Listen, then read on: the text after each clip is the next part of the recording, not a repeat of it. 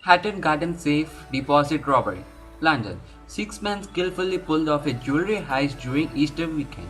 After gaining access to the roof, the men disabled the elevator shaft on the second floor and went down to the basement where they located a vault containing safety deposit boxes full of jewelry.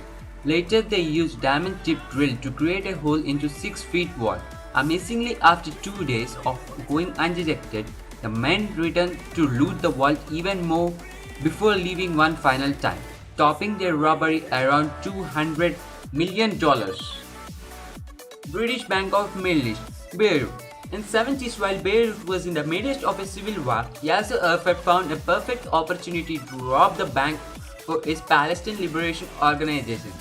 On January 20th, 1976, the PLO blasted through a wall shared with the Catholic Church into the British Bank of the Middle East. With the help of a Croatian locksmith, they cracked open the vault, which contained gold bars, cash, and jewelry. The haul was so large it had to be transferred to a cargo planes by truck before being flown out of the country. The value of the heist is estimated to be around $206 million. SMBC London robbery. A network of offshore accounts, countless passwords, and intercepted account information. Later, an elaborate plan to steal $256 million from SMBC came so close to becoming the perfect heist. Hugh Rodley, a 16-year-old man, is the mastermind behind the plot. He hired a ring of hackers and traveled to various countries to establish the offshore accounts. The group sent money transfer orders to the bank, which should have transferred mass amounts of money to Spain, Dubai, Hong Kong, Turkey, and Israel. Unfortunately for them, they made errors filling the paper, which eventually led to their arrest. Dar es Salaam Bank Robbery, Baghdad. In 2007, several guards at the Dar es Salaam Bank made off with more than $250 million. The bank had an usually large amount of cash at the time. When the day shift arrived at the bank that morning, they discovered that the doors were unlocked and the walls were empty. Officials believe that guards had help from the local militia because it would have been difficult for them to move without being searched throughout the many checkpoints in Baghdad at the time. City Bonds Robbery, London.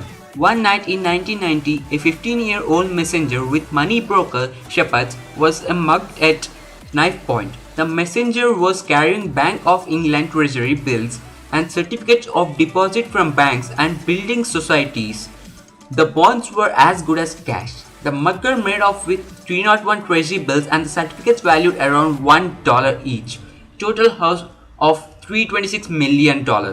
Five people were charged for their part of robbery and handling of the bonds. The mugging was believed to have been carried out by a man named Patrick Thompson.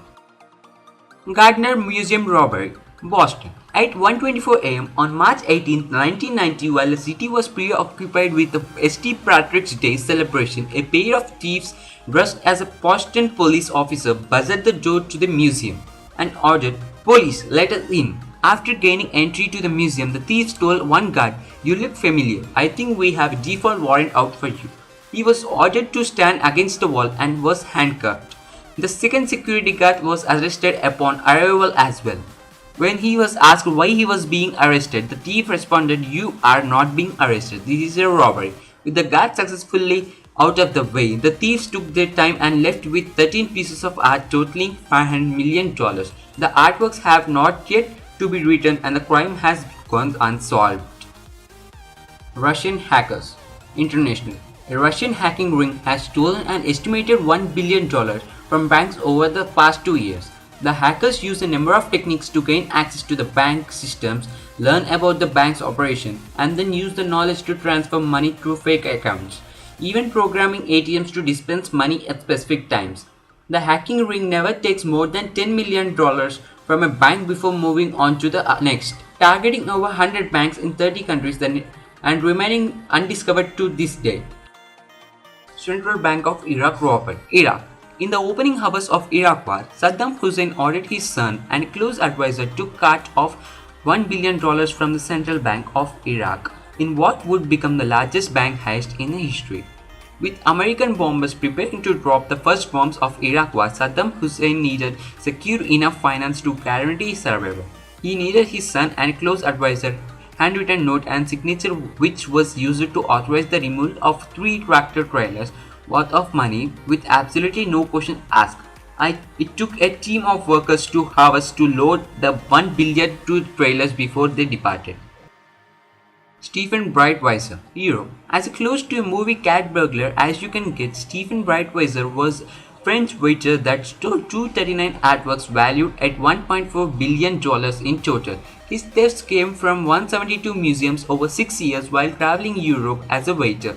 His most valuable theft was that of Cybele, Princess of Cleves, valued at $5 million. He kept his stolen art in his bedroom of his mother's house. He caught in 2001 and received only a 3-year sentence.